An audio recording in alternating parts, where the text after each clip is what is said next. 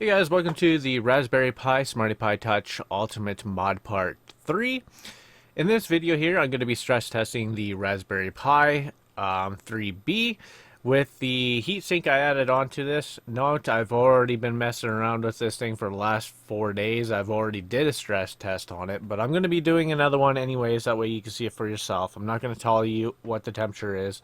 I will tell you later as a comparison to what I'm going to be seeing again.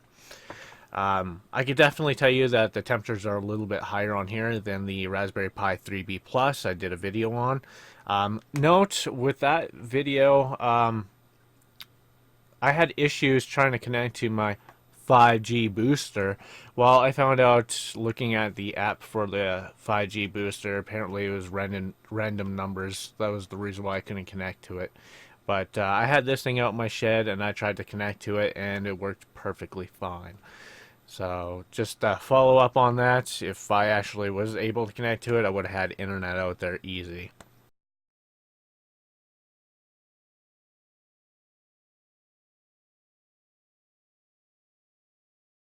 I'm going to be holding off on part 4 for a little bit. There's some parts for this I do want to get. I may actually switch out that breadboard that's on here, the solder roll one.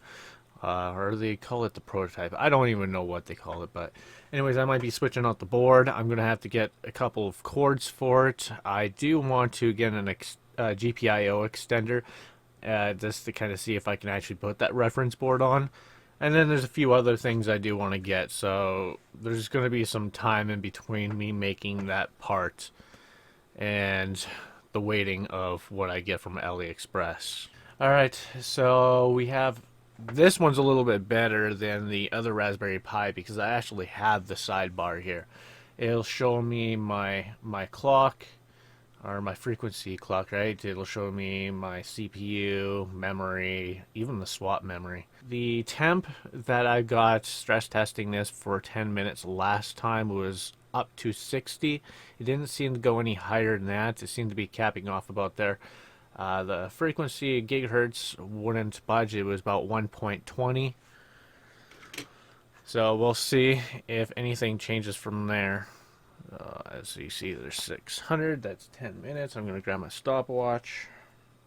I want to make a quick correction. It wasn't 60 degrees. That was the Raspberry Pi 3B Plus. It was a little bit higher than that. I did record the clip, and I will play that now. 5, 4, 3, 2, 1, and it's cut off. There it goes. So the temps are dropping right away. Alright, so you guys got to see the clip. I wanted to correct myself on that. Yeah, I pre-recorded all this, but I wanted to rebuild this video, so I did it again. So yeah, just watch the temperature up here. You'll see the cores going all the way to the max. You can even watch it down at the taskbar down here as well. I'm going to start it now. There you go. All the cores are up, and the temperature is rising. I haven't tested it without the fans off. I should actually maybe do that. Oh, by the way, these fans are actually quite horrible. They were starting to make noise yesterday when I was using this thing. Same type of irritation noise that I got with the other dual fans that I complained about in 3 videos. And technically now I'm complaining about it in the 4th video. These fans are just garbage, period. So I'm eventually going to see if I can find any other type of fans that are the same size and just replace them. Probably like ball bearing fans or something. I don't know. Anything but that garbage. If I ever do find some really good ones, I will make a video just on replacing these stupid fans. So we are at 5 minutes now, and we are at 62 Celsius, so that's still really good. Frequency is at 1.20 gigahertz, same as before. It's not going to throttle until it gets to what, 80, maybe a little bit higher than that, and then it'll start to throttle. But that's still really good temps. Alright, we got 30 seconds left. As you can see, we're sitting at 64, 65. So yeah, that was roughly about the same as before. As soon as it's done though, I want to see it drop its temp And then I'm probably going to take out the cord to the fan, and I'm going to stress it for another 10 minutes and check it out from there. If it goes past 80, then I'm going to stop it prematurely. And there we go, finished. So yeah, it's dropping temperatures at 54, 53, 52, 1.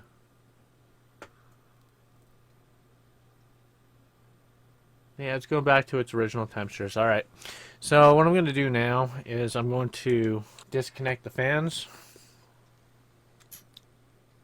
So let's stress it again. You can see right there, they aren't spinning. The cord is unplugged right there. Let's do this again. Re-keypad. Alright, I want to reset my time. Go. Alright. Let's see if the temperatures go up really high.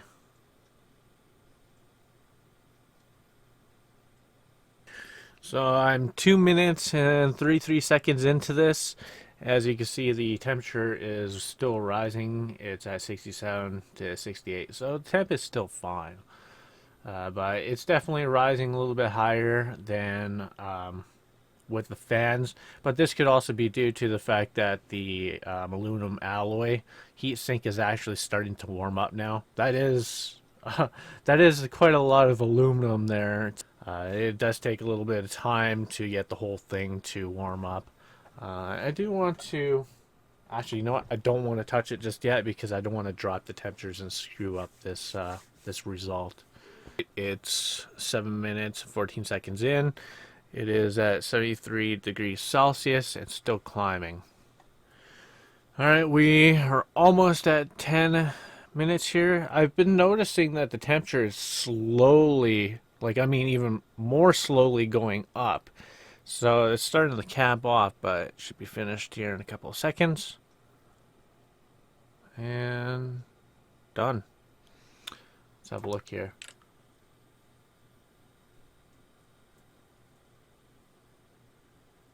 $62, $61, $60. So this has actually worked pretty good as being a passive heatsink as well. So most of the time I'll probably just have the fans off, and if it starts to, like, the temperature starts to rise, I'll just turn the fans on. So that's kind of a cool little feature then. It can mostly just sit there and be passive. That's not bad at all. Like, stressing it for 20 minutes, I guess, and watching the temperature drop is pretty darn good. It is definitely a little bit warmer than the other Raspberry Pi, but this works out really well. The heatsink is about just as warm as the other one was. You can definitely tell that the temp is transferring. So I'm going to plug this thing back in.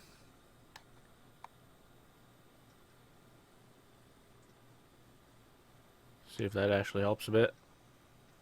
Oh, I can actually feel the warm air coming off of the fans. That's nice.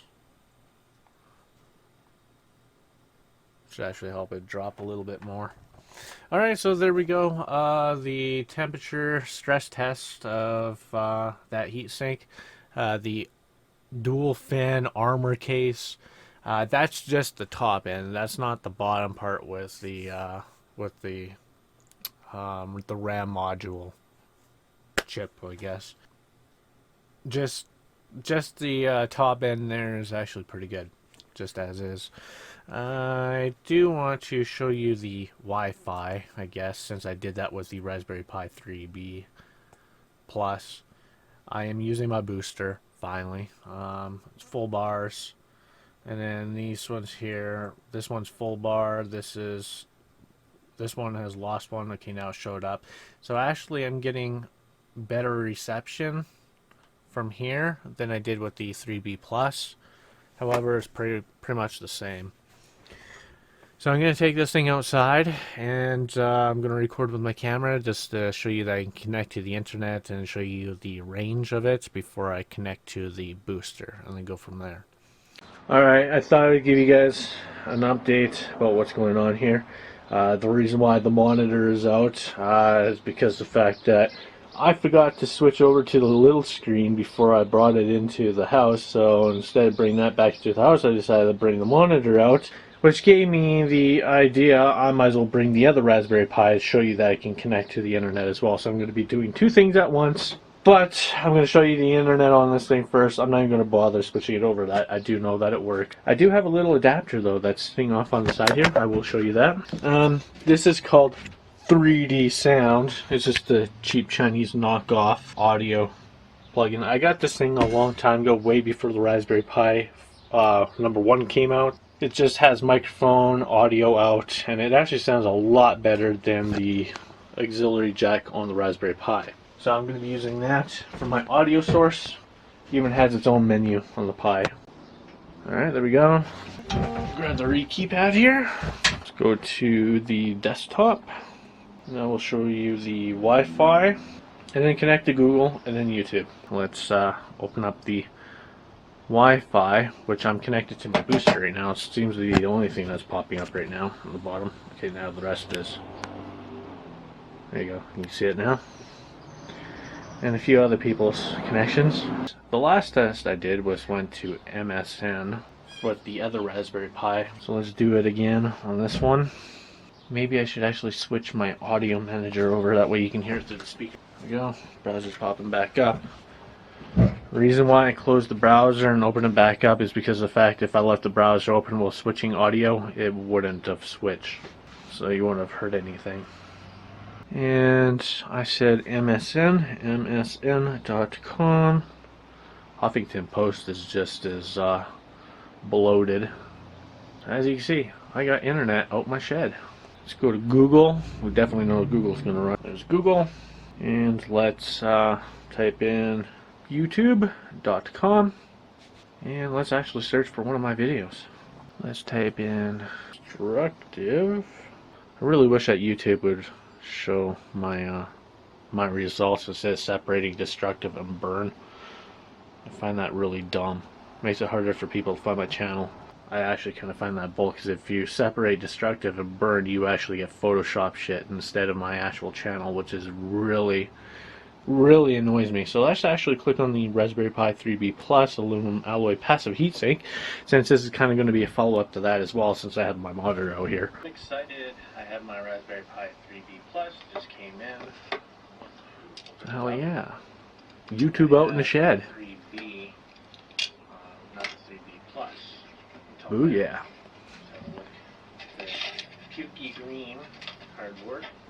Alright, so we know that works. We can close out of it. So yeah, there you go. I just want to have a look here though too for the Wi-Fi, or not Wi-Fi, but the temperature, since it's probably went down now.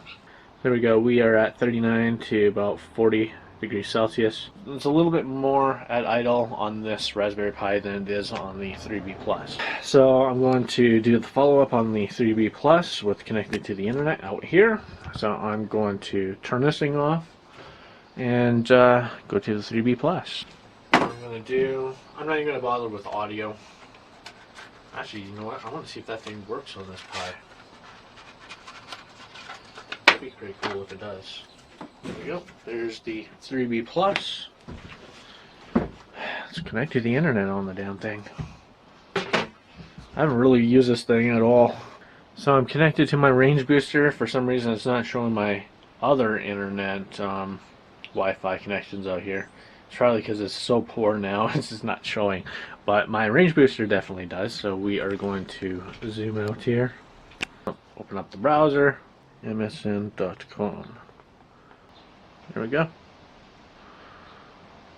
It's a little slower than the Raspberry Pi 3B. Google.com, hit enter.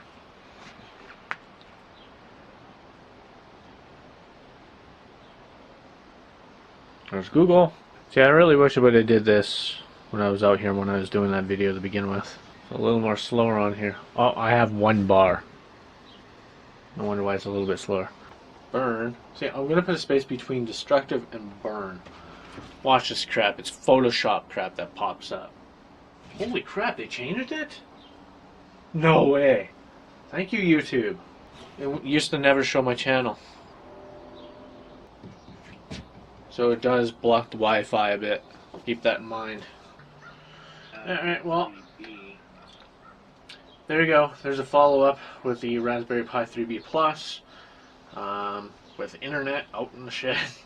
Well, I hope you guys liked the video. I did my stress test with the Raspberry Pi 3B.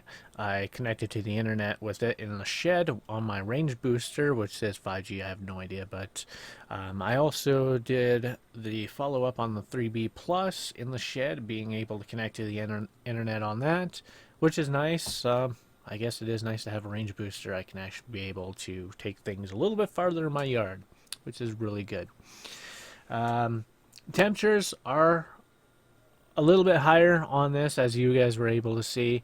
It didn't seem to go up to 80, but if I would have left it probably for another half an hour stressing it, then it probably would have ended up going that high. But there's really no normal situation where anybody's going to run their Pi to the max like that.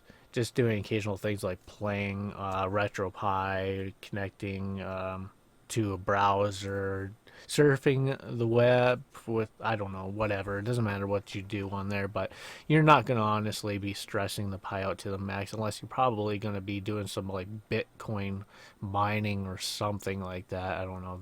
I've seen some projects that are like that look pretty cool, but in normal situation for a normal person with a Raspberry Pi, they're not going to stress it to 100% like that at all. With that being said, I will definitely be making more of these videos. It's just I'm waiting for my parts, like I mentioned. When they do come in there, we'll see what happens with that. But I'm interested to see how far I'm going to take this thing. And I want to make a unique Raspberry Pi Smarty Pi touch case, which technically it is already unique. Using an armor case inside of the Smarty Pi Touch case with an HDMI mod is already unique as is. I don't think anybody has done that yet unless they followed my tut. But that being said, I'm going to let you guys go. Please do rate, subscribe, and I'll see you in the next one.